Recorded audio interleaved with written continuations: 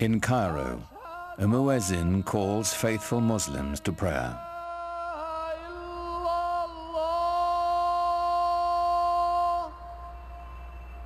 It's the same call that sounds 5 times a day, every day in cities across the world.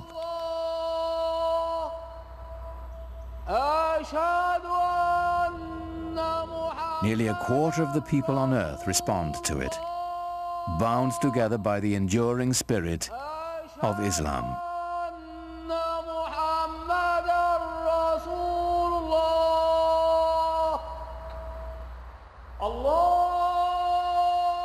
God is most great, the muezzin calls. I testify there is no other God but God.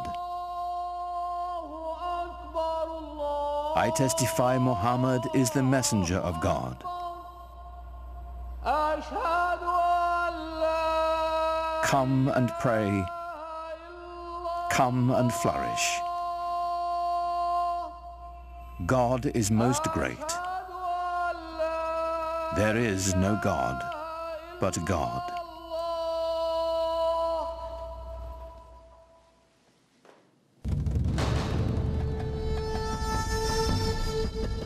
In the unfolding of history, Islamic civilization has been one of humanity's grandest achievements. A worldwide power founded simply on faith. A spiritual revolution that would shape the nations of 3 continents and launch an empire. For the West, much of the history of Islam has been obscured behind a veil of fear and misunderstanding. Yet Islam's hidden history is deeply and surprisingly interwoven with Western civilization. It was Muslim scholars who reclaimed the ancient wisdom of the Greeks, while Europe languished in the Dark Ages. It was they who sowed the seeds of the Renaissance, 600 years before the birth of Leonardo da Vinci.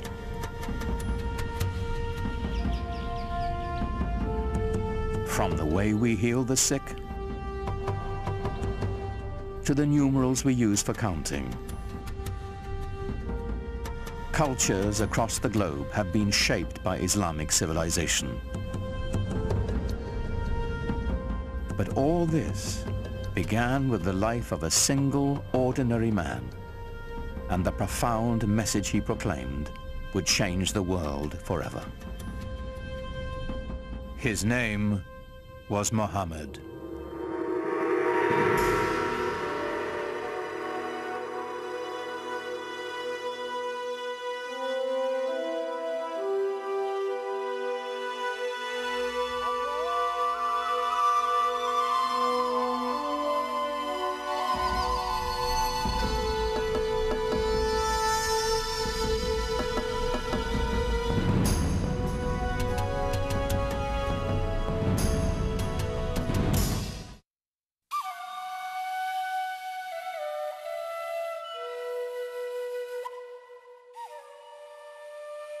To Muslims, the life of Muhammad is a story revered, in its mysteries as much as its certainties, that our beliefs held sacred.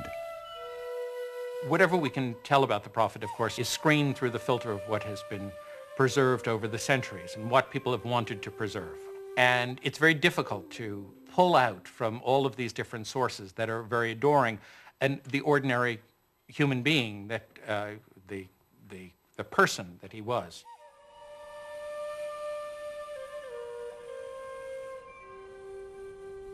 We do know that Muhammad was born in or around 570 AD in the sun-blasted Arabian Peninsula, a land of savage scarcity whose Bedouin tribes were locked in a constant state of tribal war.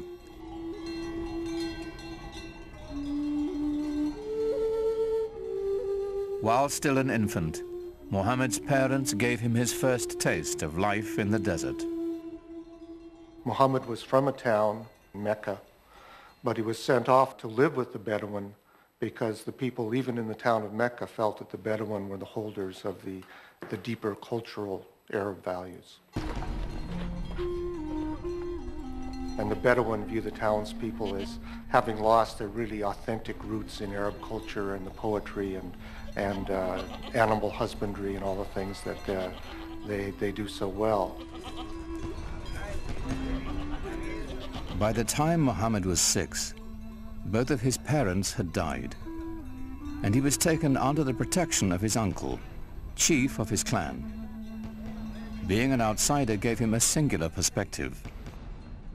He'd been orphaned early and developed very early on a passionate sense of concern for those who are left out of society. To be orphaned in a tribal society where clan and family relationships are your keys to everything, success, status, honor, dignity, is to face what it really feels like to be marginalized. And that obviously had a very deep impression on him as a young man. In some ways, it was detrimental, of course, to grow up without parents, but in other ways, he was so adaptable.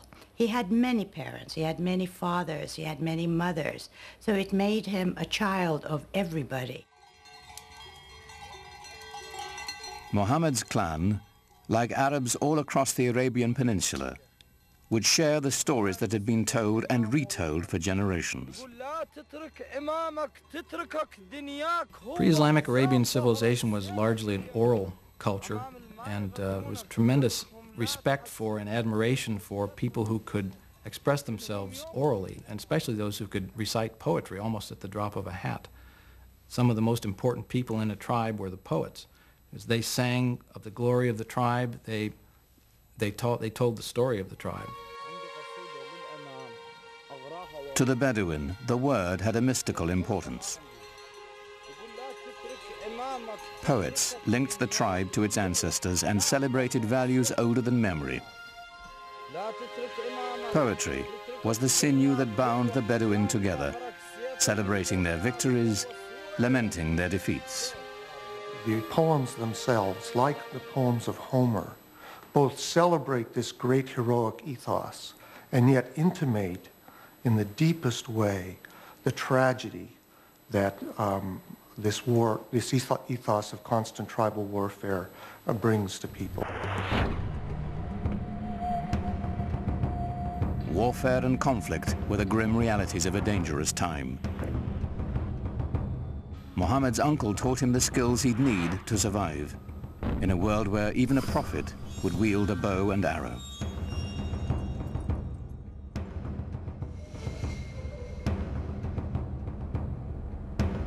In a wilderness punished by the elements and bereft of water, rivalry over a single well could provoke a blood feud for generations. A real rivalry, real battles, and sometimes quite bloody. So the allegiance of individuals was to the family immediately, and at a larger extent to the tribe. Without the tribe's protection, no one could endure. Scattered across the peninsula were countless factions, all embroiled in bitter struggles, each defending its precious grazing lands, trade routes, and most importantly, its wells. Well, you have to understand, in most of the lands are dry. And so water is something that's everyone always considers precious. For those of us in climates that are more heavily watered, it's difficult to understand the depth and the centrality of the symbol of water in societies that are desert and in which it only rains once or twice a year, and in which a little water makes the difference between life and death.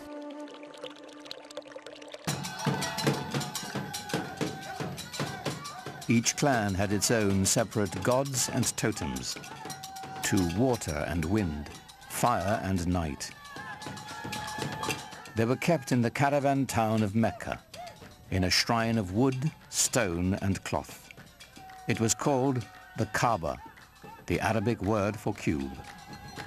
Pre-Islamic Arabs worshipped a number of spirits, and they were generally nature-oriented spirits, sometimes associated with natural features like trees or rocks or springs.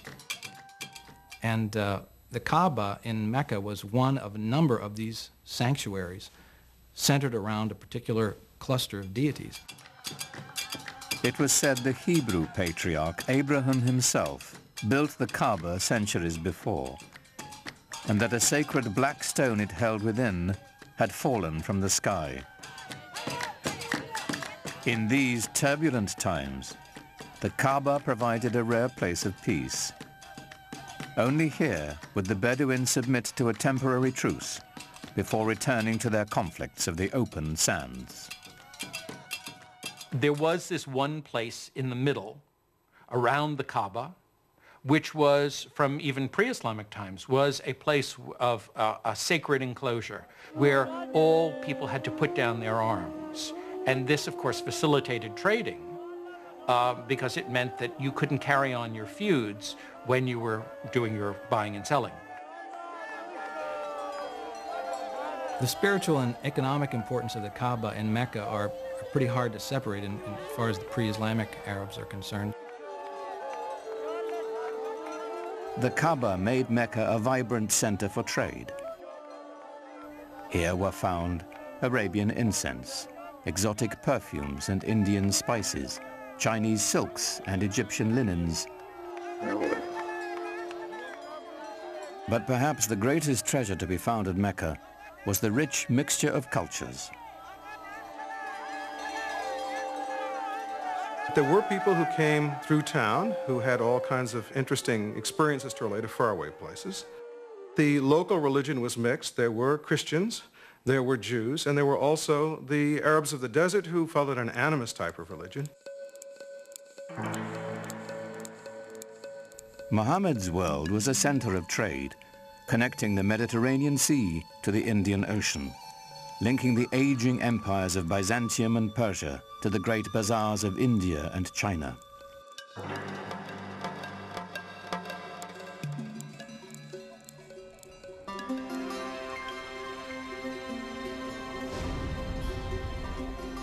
Muhammad became a merchant. In fact, he had a great flair for trade.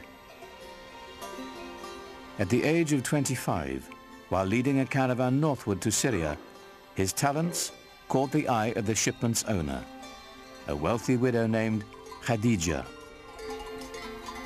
She was so taken with Muhammad, she proposed marriage. Ah, Khadija.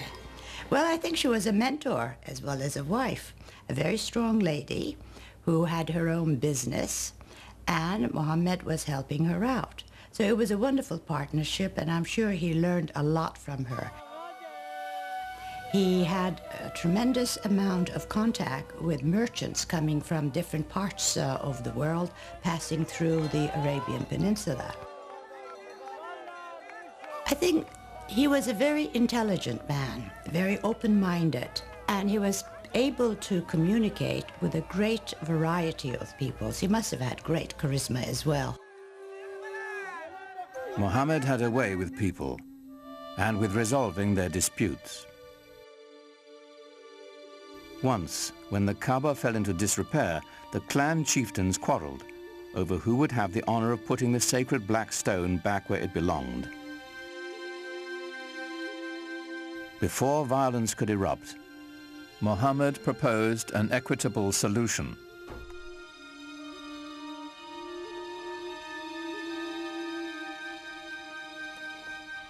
United in the effort, the four leaders shared the weight and the honor. In gratitude, they invited Muhammad himself to replace the sacred stone. He became known as Al-Amin, the trusted one. There are all kinds of indications that he was tremendously interested in religious questions. This is obviously not something that an ordinary person probably was interested in those days. He talked to sages, Arab sages. He talked to Jewish and Christian sages who lived in the area. He used to go up into the rock hills around Mecca and meditate, think about things. And at some point had this extraordinary vision, which is spoken about very evocatively and elusively.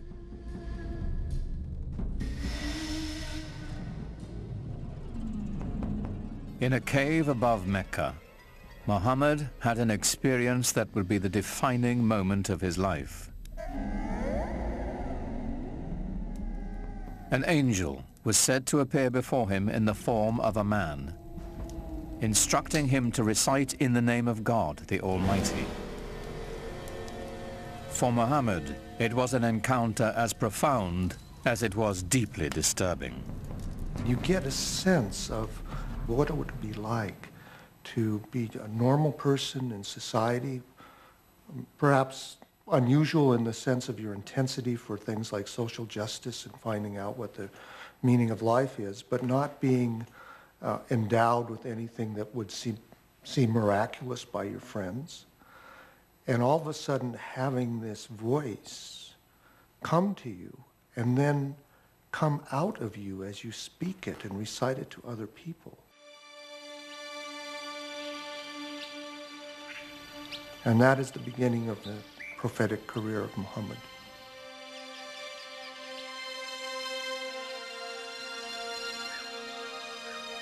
The months to come would bring more revelations.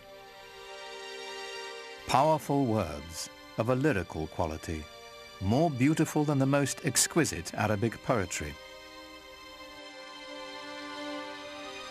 Above all, Muhammad was to bear one message to his people, a simple yet radical proclamation, that there is only one God.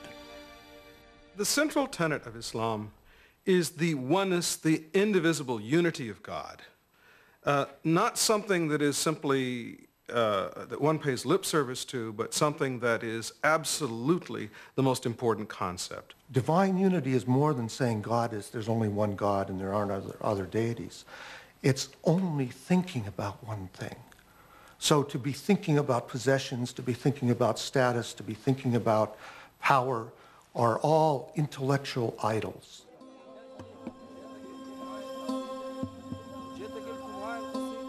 The implications were staggering. One God meant one people. No more tribal divisions. To the poor and unprotected, the prospect was revolutionary. It seems to me that one of the most important things in his early teaching that isn't often talked about is the strong social justice message that he delivered. In Mecca of the time, there was an increasing separation between the haves and the have-nots. He insisted that this was not to be and that we should share the wealth, and it was this social justice message that I think that really got him a hearing among many of the folks. So coming with Islam, it was a new order, a new way of life. And it was a beautiful way of life because everybody was equal, black, white, men, women, children. So it had that type of universal appeal, which I think was the reason why Islam spread so rapidly. Many were moved by Muhammad's message as he began to speak out in the community. It had the suppleness and symbolic depth of the great pre-Islamic poems that had been created by this people and that had given this people in Arabia such an extraordinary ear for verbal expression, where verbal expression was the commanding cultural force. Some people called him a poet, and there's a Quranic surah basically saying, Muhammad is not a poet. Poets speak through desire.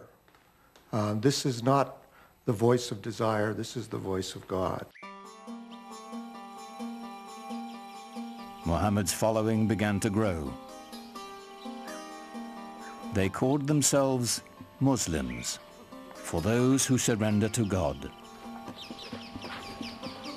They set out to preserve the message Muhammad had brought. This was the beginning of the Koran. The Quran was revealed orally. But very soon people realized that it had to be written down in order to make sure that it wasn't corrupted and that the original message was maintained. And from a very early date, and it's very unclear when that date was, because no early manuscripts of the Quran survive, people began copying it down.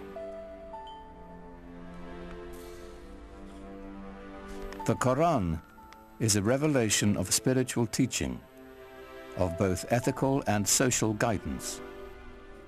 It was revealed and remains in Arabic. What's so extraordinary about the Quran is its naturalness, so that it can say the most powerful cosmic things with a sense of intimacy, so that power and tenderness come together constantly in the Quranic language. With words alone, the Quran delivers its vision to the faithful. Its imagery conjures a picture of the afterlife that resonates with all the power of traditional Bedouin poetry. Imagine yourself in the desert, surrounded by dust, by the glare of the sun. You wear cloaks to cover your body because the wind will just sear your skin right off your face. And you walk into an oasis. The temperature drops dramatically. There's a quiet there. The wind is no longer howling. Everywhere you look, you see green and color. The world of water and paradise are symbolically tied to one another. And the Quran can conjure that up with just a few briefly chosen words.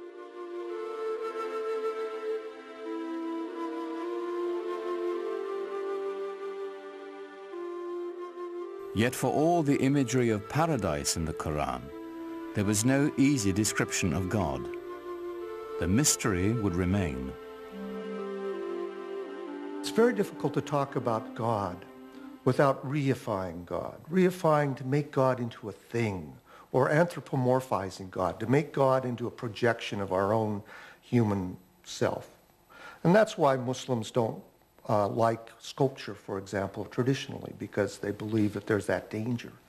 And the Quran avoids that by constantly shifting the pronouns, so we can't really reify God and get an image, a physical image of God. Rather than a physical image of God or of Muhammad, it is the beauty of the Quran itself that is celebrated in Islam. Islam developed in this context where pictures were not favored.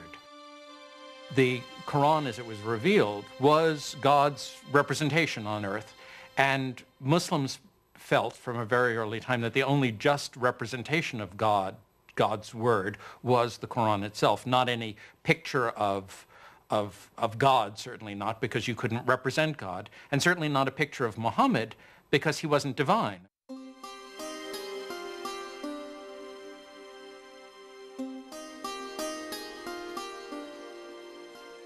At certain times and places, people did make images of the Prophet Muhammad, but these are not religious images. These are not images meant to be worshipped. They're not images of a saint or of God.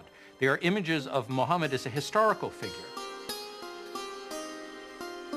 He's sort of given honor by having a very bright blue background or a white cloud near him, but he's not otherwise distinguished from the other characters in the story.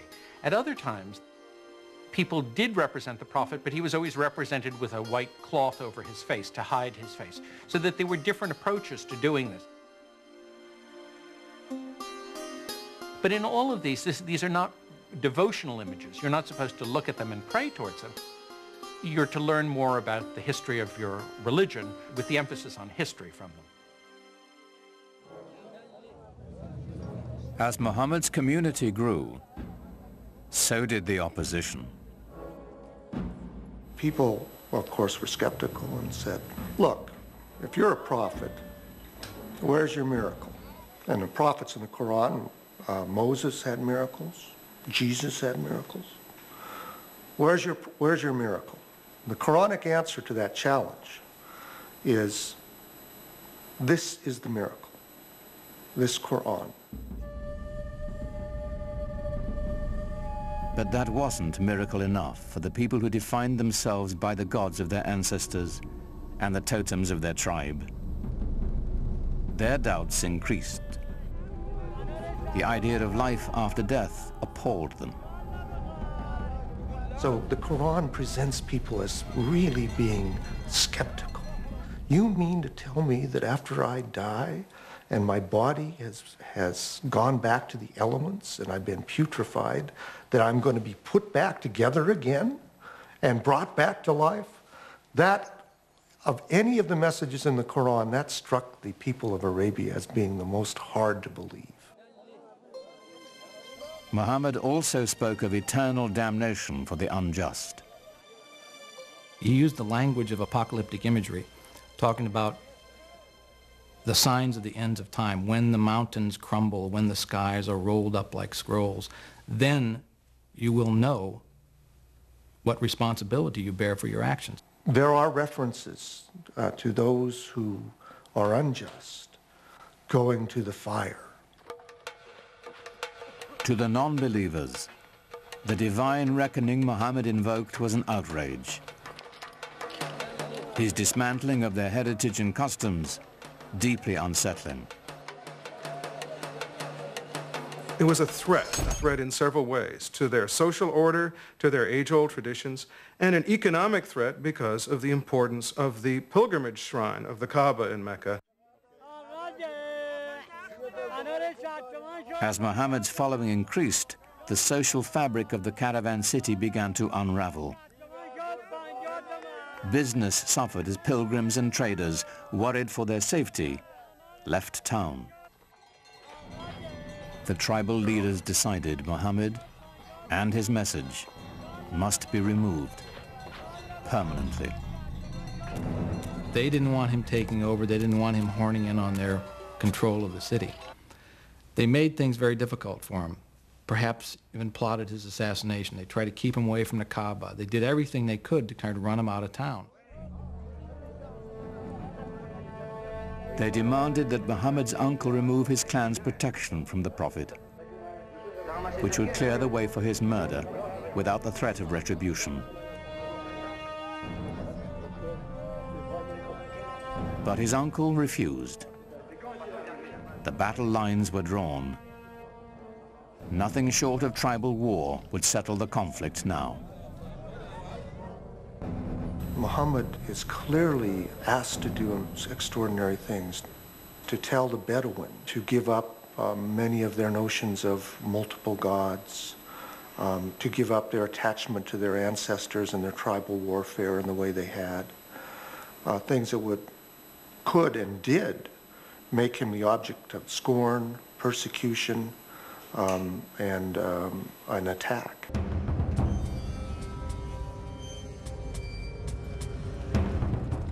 Muhammad's followers were forced from the marketplace and starved. Those without clan protection were tortured and killed.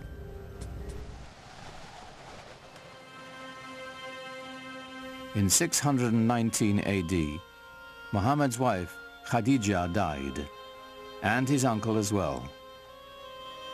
Gone were his first great love and his only protector. Here at last was the opportunity his enemies had been waiting for. But in the lush oasis town of Yathrib, north of Mecca, a refuge opened to Muhammad and his people. Clan rivalries had become deadly in the town, and they desperately needed a peacemaker.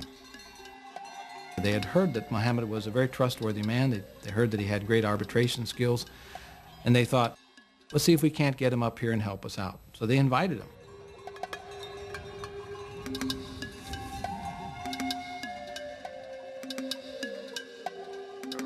Muhammad agreed to travel to Yathrib and settle their disputes in exchange for a safe refuge for his people.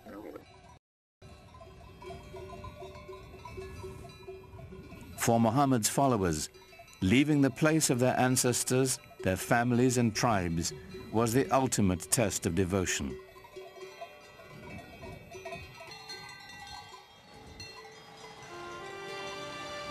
In doing so, they began a new community, a new tribe.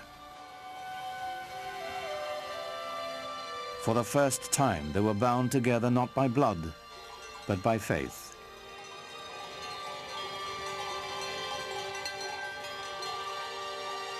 In the course of a single caravan journey, Islam marks its true beginnings. Their journey is known as the Hijrah. 622 in the Christian calendar marks the Muslim year 1.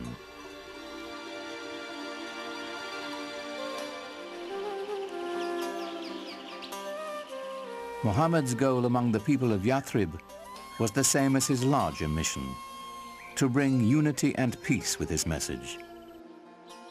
He was asked to be a Solomonic figure, to mediate tensions between tribes that seemed intractable. As his work succeeded, the town would become known as the City of the Prophet, Medina.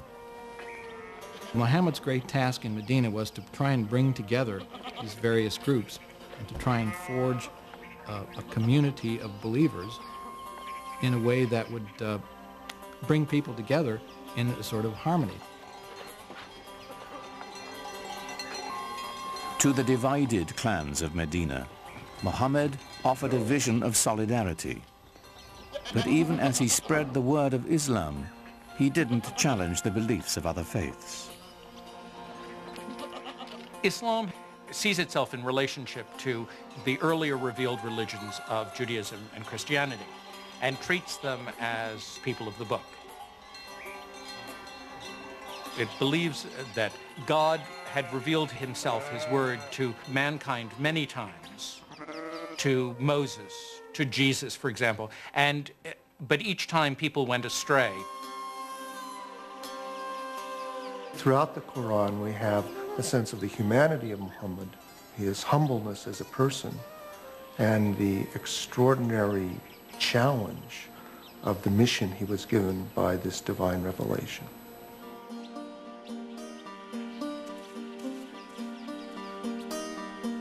As the Muslim community grew in Medina, a life of simple devotion and ritual developed. A freed Abyssinian slave named Bilal was the first to call believers to prayer at Muhammad's house. Allahu Akbar! Allahu Akbar! It was the first mosque. Allahu Akbar! Allahu Akbar! Ashhadu an la ilaha illallah. The call to prayer has within it the first Islamic pillar, which is the affirmation of God's unity. La ilaha illallah, that beautiful phrase which many Muslims chant over and over in their mind or vocally to constantly remind themselves of the unity of God and the unity of what we should focus on in our life.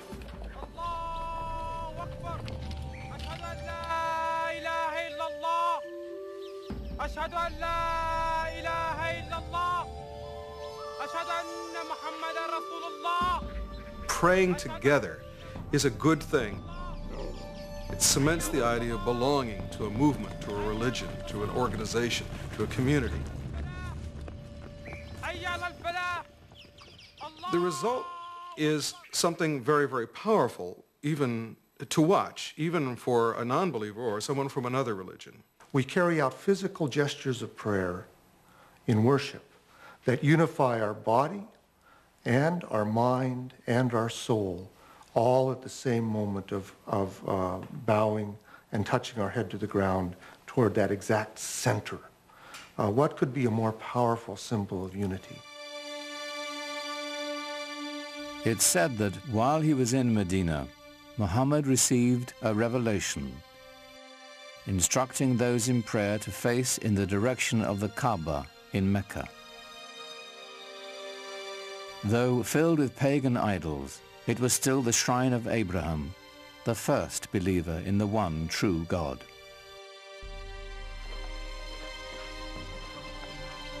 But even as the Muslims were praying toward Mecca, their enemies there were rallying in force.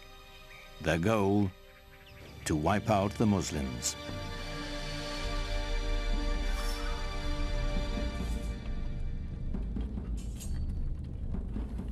Muhammad's people began to gather arms.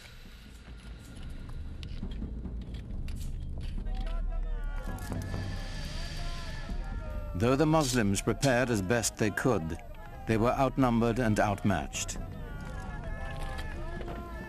They mustered a force of only 313, mostly old men and boys, with few weapons.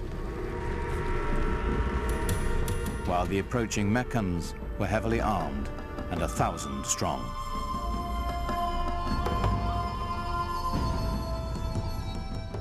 For years, Muhammad had tried to bring Islam to the people of Mecca peacefully. Now it was time to fight.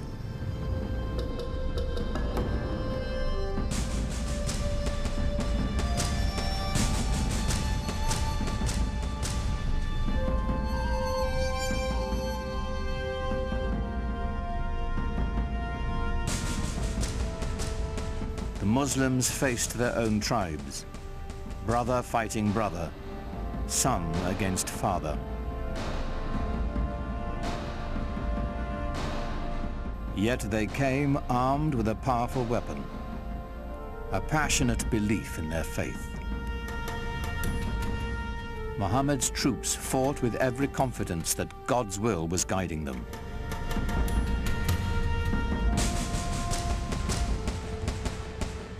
They fought 3 very, very bloody battles. At one point, the entire young Muslim community was right on the edge of annihilation.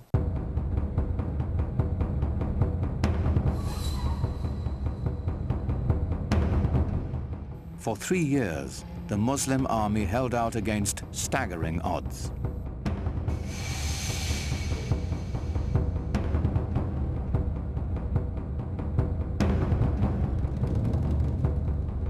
As word of the fighting spread, other Bedouin tribes saw God's hand in Muhammad's victories.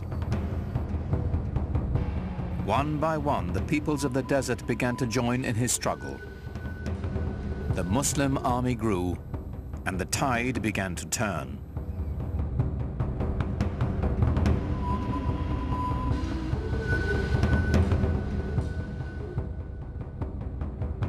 The Muslim forces advanced to the outskirts of Mecca.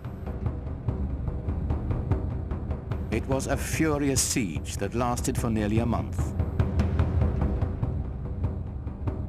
Until, finally, the city fell to Muhammad.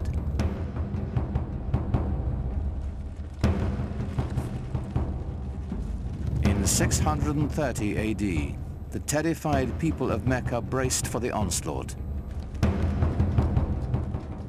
Muhammad's army was returning home, now 10,000 strong.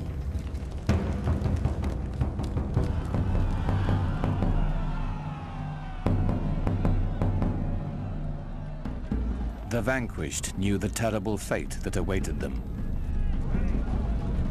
According to the modes of tribal warfare, the Meccans could expect a big revenge. The men are usually killed, women and children are sold into slavery. There's little pity for the loser in a tribal war. Of course, that's standard around the world.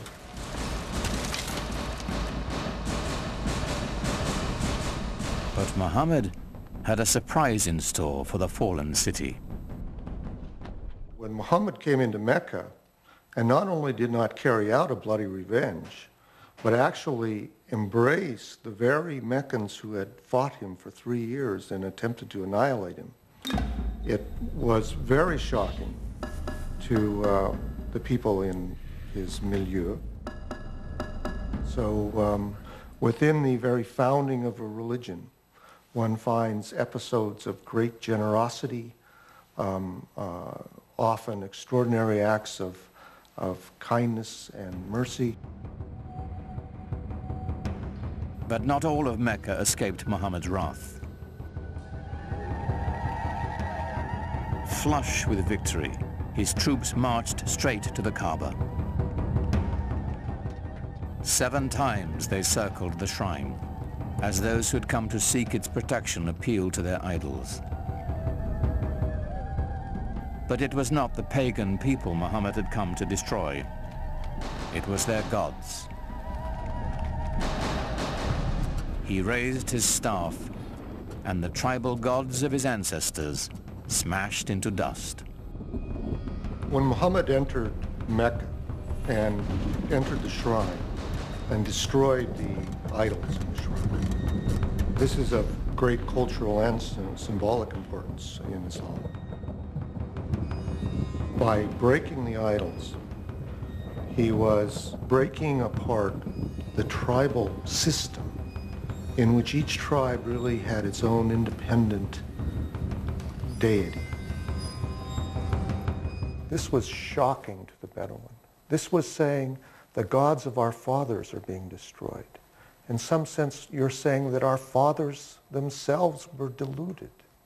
How can you say this in a tradition in which relationships to one's father and tribe were primary? So this act of iconoclasm then is seen as an act of prophetic violence that has just as much importance in Islamic tradition as Moses' breaking of the tablets when he saw the idolatry at Mount Sinai, or Jesus' casting the money sellers out of the temple.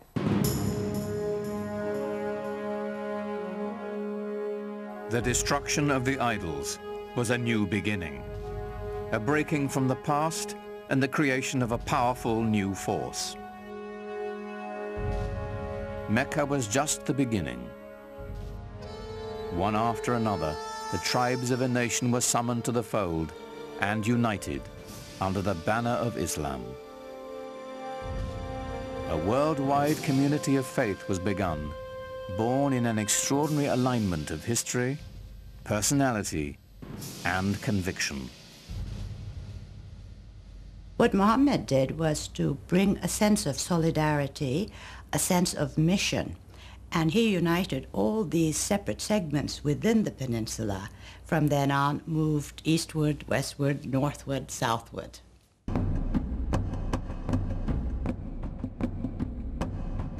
The Muslims turned to the north, swept into present-day Lebanon and Syria.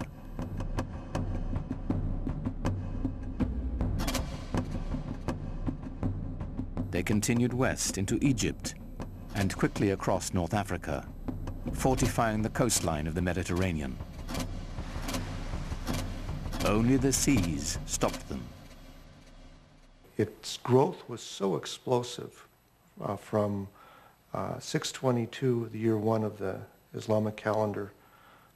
Within 50 years, people whose father had been camel herders were now governing one of the major empires in world history. Within 200 years, it extended from Spain to China. The Muslims absorbed the Sasanian Empire of Iran and 2/3 of the Christian Byzantine Empire. By now, the empire was larger than Rome. It stretched from Morocco in the west to the Indus River in the east, where the border of India is today.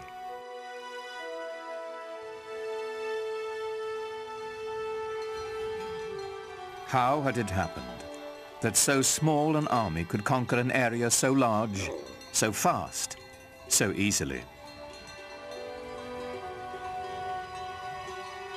Islam's success in expanding into the central Middle East and across North Africa was due in large part because people were fed up with previous regimes. So the idea that Muslims were going across the world saying convert or die is really not accurate, not at all. That it didn't have a heavy hand. They didn't rule with a heavy hand. They allowed the conquered peoples to maintain their administrative structures. They allowed the Christians and the Jews to maintain their religious law and to be governed by them. And so in many cases, conquered peoples did not feel the presence of the new regime very heavily. Certainly for individuals who felt themselves exploited or downtrodden by an oppressive and even sometimes parasitic priesthood, the idea of Islam being a religion essentially free from clergy must have seemed very attractive. It's the times that creates the movement and sometimes the men. The Roman Empire had collapsed, the Byzantine Empire wasn't strong enough. There was a need for a new vision, a new way of looking into life. And I think what happened at that time, Muhammad's mission, filled the void that the societies wanted. They really wanted some sort of solidarity in their lives. The lessons of the Koran, so successful for the Muslims in Medina and Mecca, were playing out on a global scale.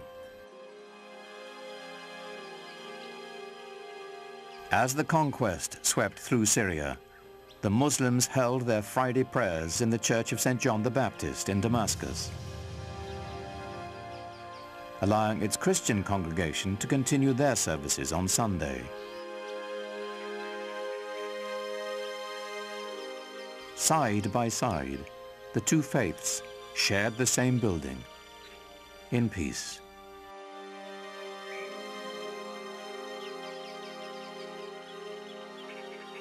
As the Muslim community grew, they bought the old church from the Christian congregation and built a huge mosque on the site.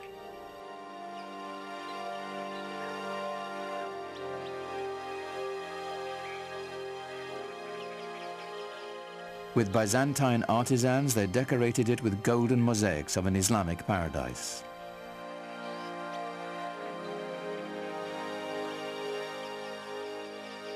The Great Mosque of Damascus would become a model for new mosques to come, all across the empire.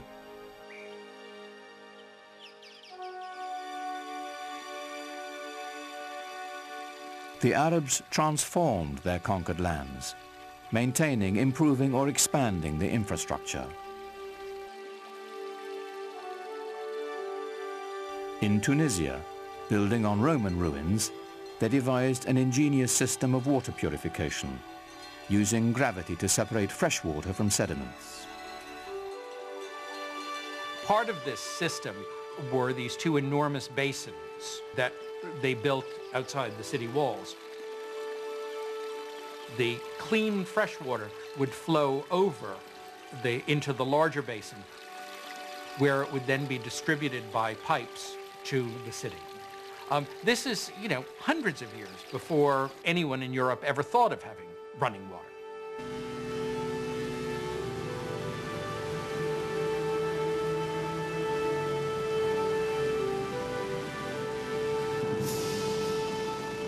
All over you find schemes for bringing water from the mountains where there was more water to the plains where there might be less water.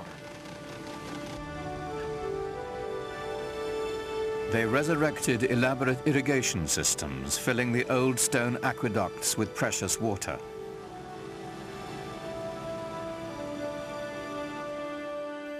Agriculture flourished as life-giving staples like wheat were introduced to the Mediterranean region.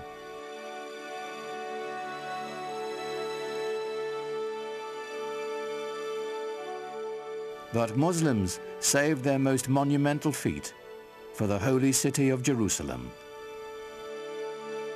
Islam's first great work of art is the Dome of the Rock. It was built in a city that was holy to Christians and Jews, and it's spectacular. Like Mecca and the Kaaba, the significance of this holy site goes back to Abraham, for the rock within is said to be the place he nearly sacrificed his son. It was built to rival the nearby Church of the Holy Sepulchre, where Jesus was said to have been buried. What's extraordinary about the Dome of the Rock is how perfect it is. People revered this site as some place that was holy to Abraham and to Isaac. Imagine, if you will, these new guys coming in and taking over this piece of prime real estate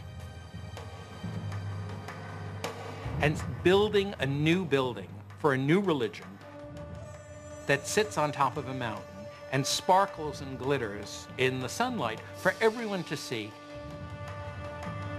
This is not something that a fly-by-night. This is something big and important.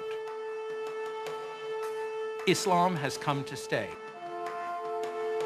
In just 100 years, Muhammad's vision had transformed the spiritual and political map of the world, and his followers had established an empire larger than Rome.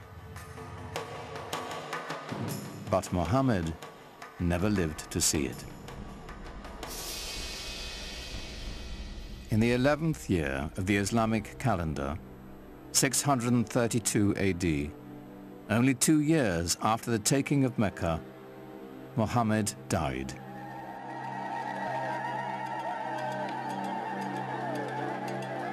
Medina fell into despair. For days, the city was consumed with sorrow and ceremony. He's known to have said that he wanted to be buried very simply, with no marker over his grave. He didn't want people to worship his grave. That would interfere with their worship of God. God had spoken to them only through Muhammad. Now that the Prophet had left them, perhaps God would as well. Muhammad's death set up a crisis in the young Islamic community. The question of succession was the first thing that really occupied people's concerns. At this point, there was a divergence of opinion as to how the community should go about choosing a new leader. According to the Shiites, the faction, the Shia of Ali, Muhammad had indeed designated Ali, his son-in-law and cousin, as his successor. The opinion that came to be the majority opinion, or the Sunni opinion, held that Muhammad had not appointed a successor during his life, but had said, after I am gone, choose one from among your peers, from among the elders. And from the house there came out the man who would be his successor, Abu Bakr. And he addressed the people and said, if you worship Muhammad, know that he is dead. If you worship God, know that he lives forever. Here was the secret to Islam's strength and profound influence. The unifying power of one God, merciful and compassionate, the power of one people, bound by a common faith. Muhammad did not lead the conquest or create the empire to come. The transforming power of his message did. Out of that message would spring a font of knowledge that would transform humanity, as Islam continued to spread its reach far and wide. Awaiting the Muslims would be a new age. They would be destined for enlightenment, for new horizons, and a clash of great powers, the like of which the world had never seen.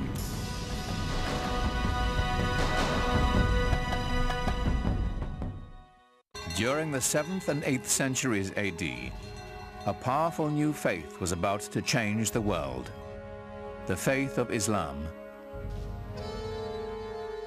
Its followers launched a conquest not only by the sword, but with the power of ideas.